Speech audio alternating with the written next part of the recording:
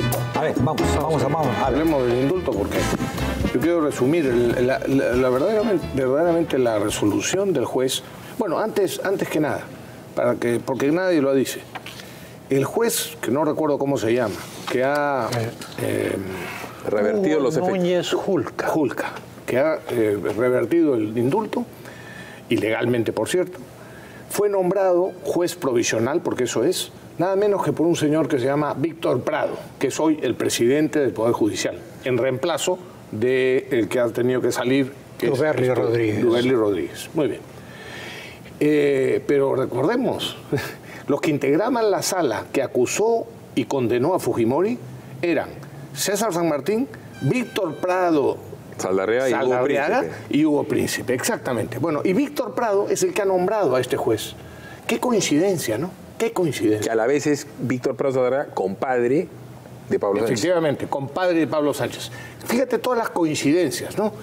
Bueno, los indultos son, como todos sabemos, o todo jurista sabe, irrevocables e irrevisables. Así es. El control de la convencionalidad que ha invocado este señor es como una cosa teoría jurídica absolutamente ridícula e inventada en la Corte Interamericana de Derechos Humanos. Ni la Corte, en su resolución de hace unos meses, se atrevió a poner en duda el indulto. Y cuando dijo, en todo caso, es en sede constitucional. Es decir, solo el Tribunal Constitucional eventualmente podría revisar el asunto y tendría que demostrar que ha habido fraude. Es muy importante lo que dices. Correcto. El procedimiento correcto era un amparo. Correcto, ante el tribunal. Ante el tribunal. Así es. Y bueno, y finalmente invoca o repite la falsedad desmentida por el propio César San Martín y los jueces que lo condenaron, que había sido condenado por lesa humanidad. Falsedad total. Absoluta falsedad. Entonces es increíble. No, pero es que han caído, pues, Rafael, en el truco del indulto humanitario. Ahora, ¿qué van a hacer? Estoy de acuerdo contigo. Si dan la ley de los 80 años, la ley la van a dar porque se dan cuenta que PPK puede caer y puede caer Susana Villarán. Y 10 años no es nada. Susana tiene 66, en 14 años va a tener, como cualquier ser humano, los males que ha tenido el señor Fujimori. Recordemos la barbaridad que hace Alan García cuando le revoca el indulto a Crucillat. Porque si Crucillat no hubiera sido dueño de Canal 4, no le quitaban el indulto. Perdóname, no se lo quita Alan García, que tampoco puede, por ser irrevocable. Se lo quitó el Tribunal Constitucional, justamente. O sea, es la única autoridad, que podría haber hecho lo mismo. O sea, con Crucillat fue así. Alan no podía, no tiene autoridad, porque es cosa juzgada, es irreversible e irrevocable. Bueno, ahora lo de PPK es complicado, por lo que ha llegado la semana pasada, lo de Susana Villarán también. Entonces, todo el mundo puede decir de boca para afuera, yo no le deseo la cárcel pero toda la izquierda peruana está feliz con Fujimori como está, le desean la cárcel, se burlan de su situación. Yo no conozco a nadie, mi mamá tiene 81 años y es Messi, gracias a Dios está muy bien.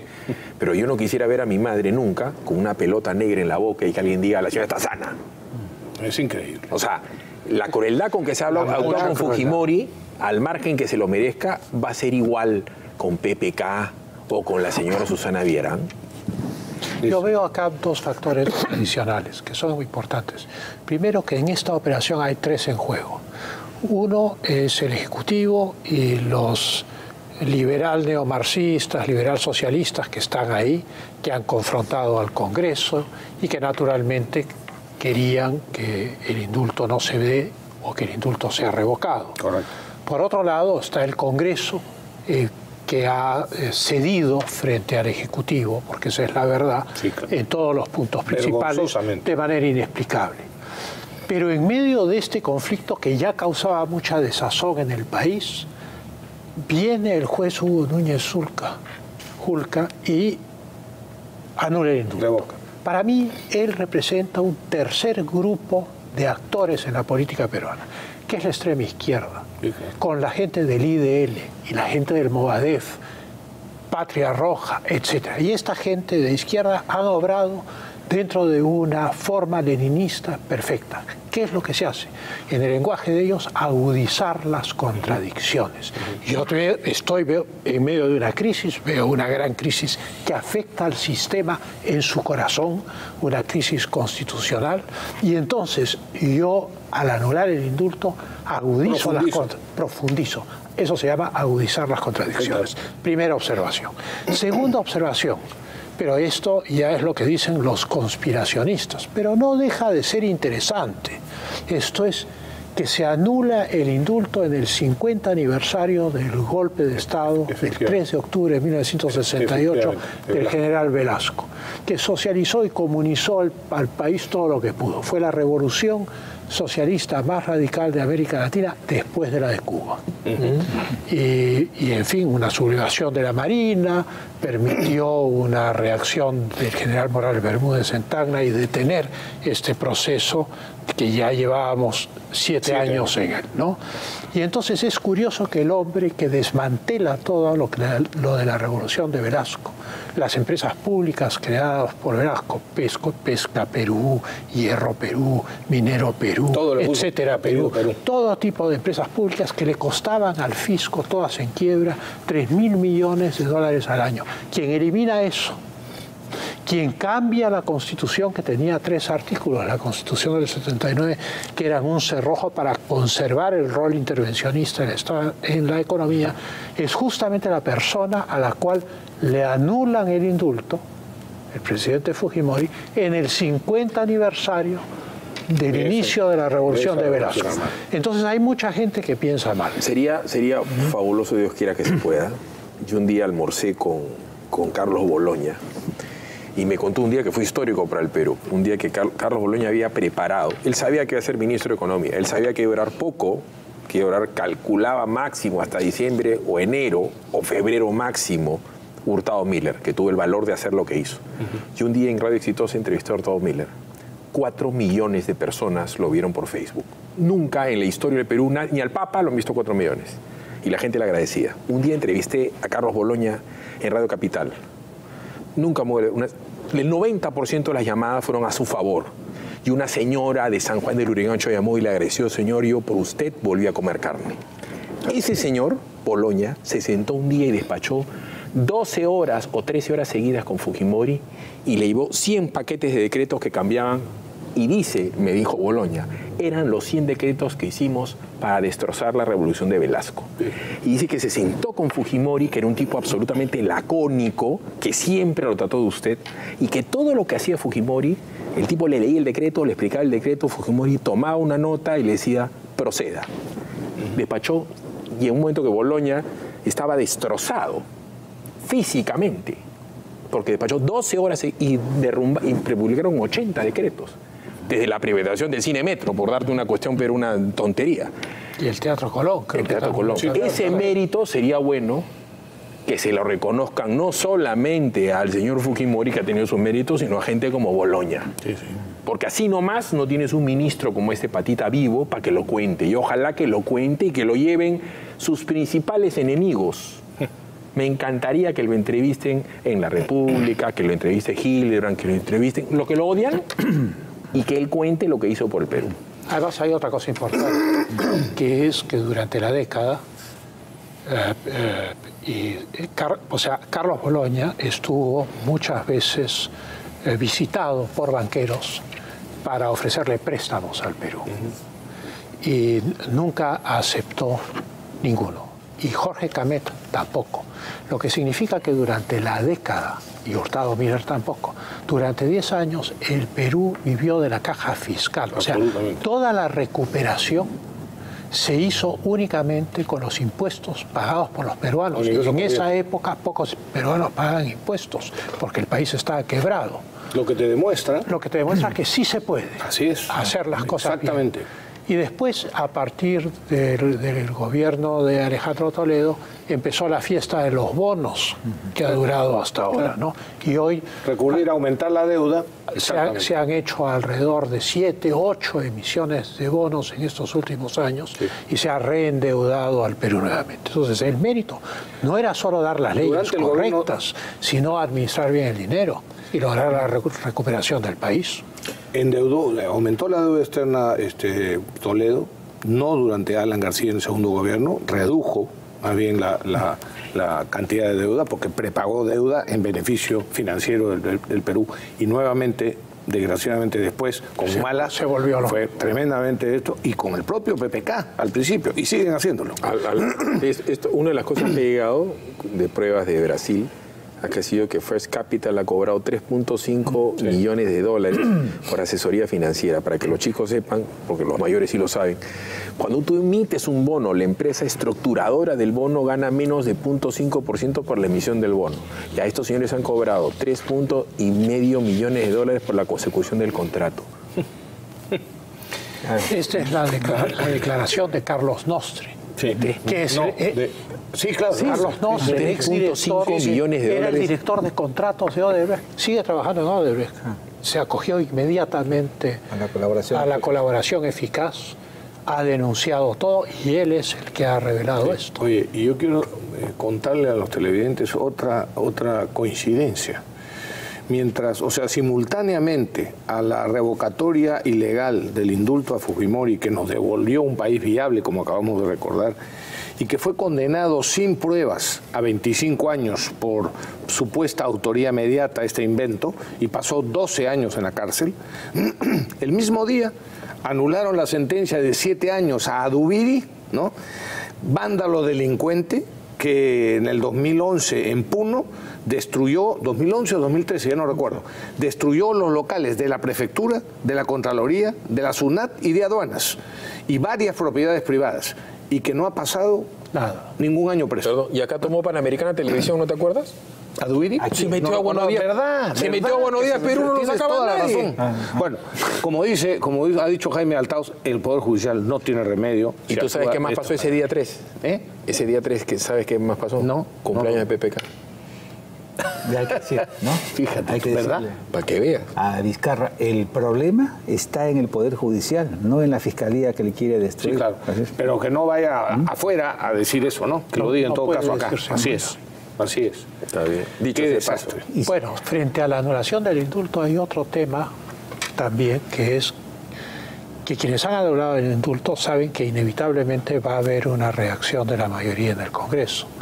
Y esa reacción viene con un primer proyecto de ley, que es la excarcelación de aquellos que tienen más de 80 años. Tienen 80 años o más. Con excepción de los terroristas. Con excepción de los terroristas. Y la segunda, claro, y la segunda y los opción, violadores. Y la segunda opción es una amnistía, que es una potestad del Congreso. Sí. Pero en ambos casos, eso es lo que está esperando la extrema izquierda. No estoy diciendo que no deba hacerse o deba hacerse, es una cosa que corresponde al Congreso. Pero lo que sí el Congreso tiene que saber que eso es lo que quiere. Que lo que quiere la izquierda es generar esta mega crisis, salir a las calles y pedir el cierre del Congreso. Doble contra sencillo que Fujimori encarnó el terrorismo, pero del Estado. Porque parte de lo que han hecho ellos desde el punto de vista político es equiparar la legítima capacidad de ejercer la violencia, que es el imperio de la ley, ¿no? La legítima acción de la violencia la tiene el Estado. Por eso un policía puede disparar y Rafael Rey no. A menos que un tontonazo de ministro del Interior, como ha sucedido en el Perú durante la época de Humala y también con PPK, les prohíba a los policías hacer uso de sus armas. Los envían a restablecer el orden, pero prohibidos hacer uso de sus armas. Y al que la use, lo denunciaba el propio ministerio. Es increíble. Bueno, y antes estaban los conceptos de proporcionalidad y cuánta cosa, una barbaridad. Dicho sea paso, te manda saludos Pocho Ferrero. Dice, es verdad que los reyes van para adelante, que los ferreros van para adelante. Los ferreros no aflojan, dice, acá me cabe. Alfredo. En vivo. Alfredo Ferrero. Está en la U, tú también eres de la U, ¿no? Yo ya no soy de ningún partido, de ningún equipo peruano, francamente. No te escandalices, ¿eh? No, es una barbaridad. Uno muere, créeme. Bueno, ¿seguimos? Seguimos con un par de noticias chiquitas. A ver, estamos hablando de más de 3 millones de peruanos que no saben leer ni escribir. Al respecto, habría que recordarle a nuestros gobernantes, especialmente al señor Vizcarra, que cuando se habla de cambio, de transformación o de revolución, la revolución consiste precisamente en eso, en enseñarle a leer y escribir al que no sabe, en incorporar a la vida civilizada a millones de hombres que no lo están, en darle seguridad al ciudadano en las calles y en una serie de otras cosas como estas, ¿no? Esa es la revolución que el Perú exige, reclama y necesita. Y este enfrentamiento que hay entre poderes del Estado no solo es deplorable, sino además... Pero esa es una noticia falsa, además. Cuando hicieron las evaluaciones, y entren en el Google, pongan las evaluaciones que hicieron hace unos 8 años de los profesores del SUTEP. En Lambayeque no pasaron nivel básico de comprensión lectora el 97% de los profesores. Es decir, Rafael vive en la Casa Verde al costado del lago. Diga usted el sujeto de la oración.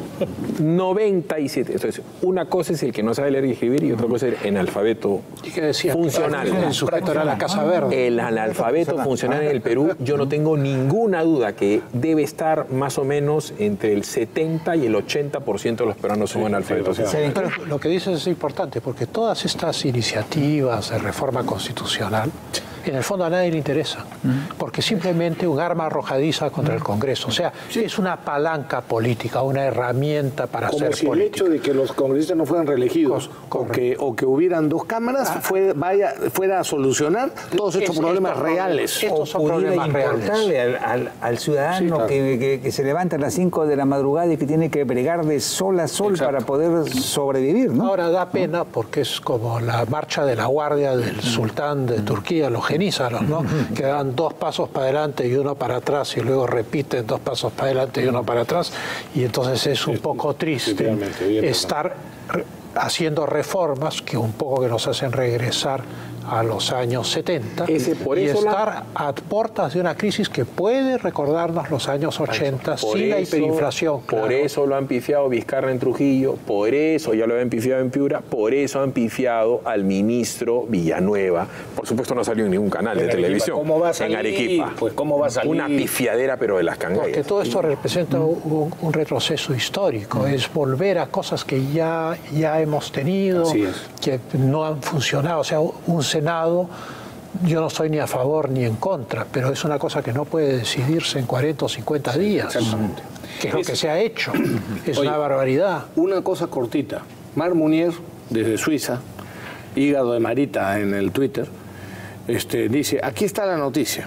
Algún juez podría revisar el indulto concedido, el indulto humanitario, concedido a este condenado por 12 años, por terrorismo, a 12 años, por diabetes. Gerardo Sarabia, efectivamente. El indulto humanitario del editor nada menos que de IDL. Esa ONG de la que depende Gorriti y sus reporteros y una serie de abogados, ¿no?, de causas terroristas. ¿A razón de qué le fue otorgado? Preguntaba ella. Y yo le recordé, es que tenía diabetes, ¿no? Y sigue siendo editor general de la revista IDL. O sea que... no sé si han dado una norma. Entre las reformas está la financiación de las organizaciones políticas. Yo creo que tiene que incluirse a las ONGs y más aún tiene que prohibirse que cualquier partido político y cualquier ONG de actividad política reciban dinero del extranjero.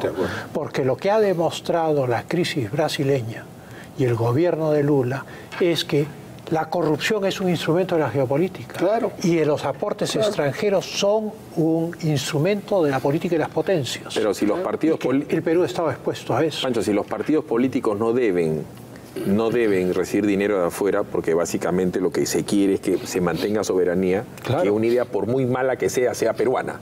O sea, que se equivoque a Dubiri. Esa es la idea esencial. Y que le gane al señor Rey y pasado mañana Rey le ganará a Dubiri, pero es su idea. Las ONGs en el Perú se han convertido en los hechos, como los medios de comunicación de partidos políticos. Exactamente. Hacen tanta política que en determinadas comisiones, las fuerzas vivas... ¿Te acuerdas cuando tú eras ministro y se les ocurrió la barbaridad esta del Museo de la Memoria? Sí, claro. O sea, el ministro Alan García tenían que preguntarle a Vargas Llosa y tenían que preguntarle a una ONG si hacías o no hacías el Museo de la Memoria. ¿Te das cuenta?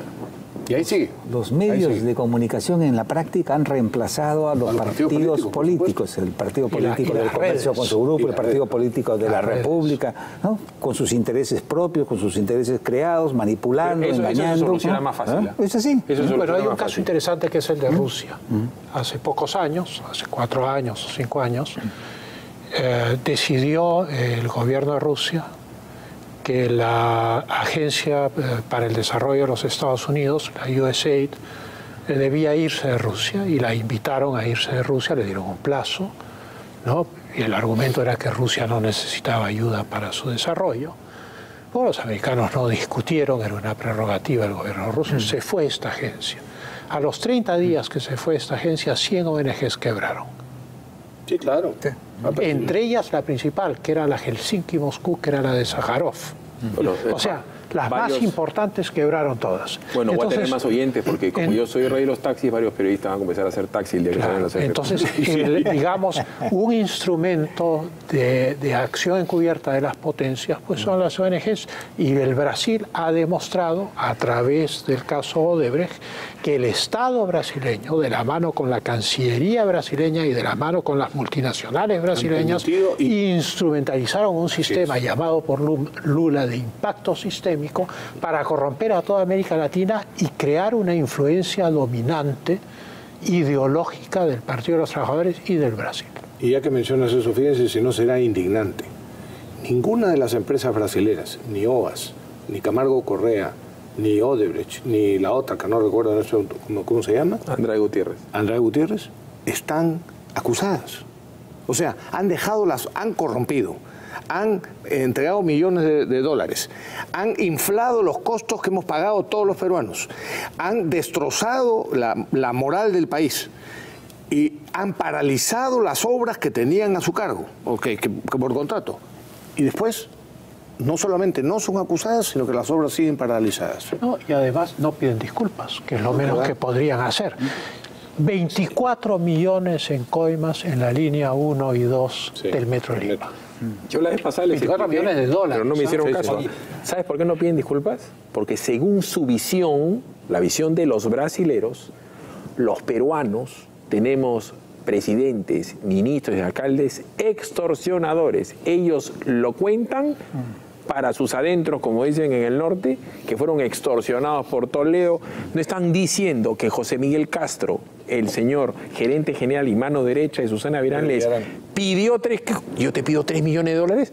O sea, cuando tú has sido ministro de Defensa, el secretario general del Ministerio de Defensa, cuando tú has sido canciller, el secretario general de Cancillería, va y le pide a un gobierno extranjero a un proveedor 3 millones de dólares. ¿Qué cosa es eso si no es corrupción? Totalmente. Entonces, ¿tú cómo te quedas cuando se lo pide el secretario? Esto ha sido inducido, porque el caso no es solo el Perú, el caso es el Ecuador, el caso es Venezuela, es la Argentina, hasta Chile ha tenido una intervención de este grupo. Y en todas partes. O sea, ha sido una política de Estado del Brasil. Ellos pueden alegar cosas que por lo demás son ciertas. Claro que hay corruptos acá, pero ellos se han aprovechado de los corruptos para sacar un beneficio de control político y un beneficio económico, que es la obra pública. Así es. Y decían a modo de broma, en el Perú no hay un presidente que resista un cañonazo de $1 millón. Solo 1 millón. Por eso Toledo pidió 35. Cuando eso también es falso. Han habido presidentes en el Perú que han sido gente honorable. Claro, como ministros que no han robado un banco. Por supuesto. O sea, no todo el mundo es otra de las cosas. Entre otras cosas, por eso ha ganado Muñoz y muchos en otras alcaldías y en otros distritos. Porque han vendido la idea vil que todos son sinvergüenzas, que todos son malos, que todos son ladrones. ¿No es cierto? Y de ahí el que se vayan todos, que es el que utilizan ahora los rojos, los caviares, ¿no? Y Carlos Álvarez, su obreteatro. Sí, también. Se llama que se vayan todos, que se vayan todos, claro.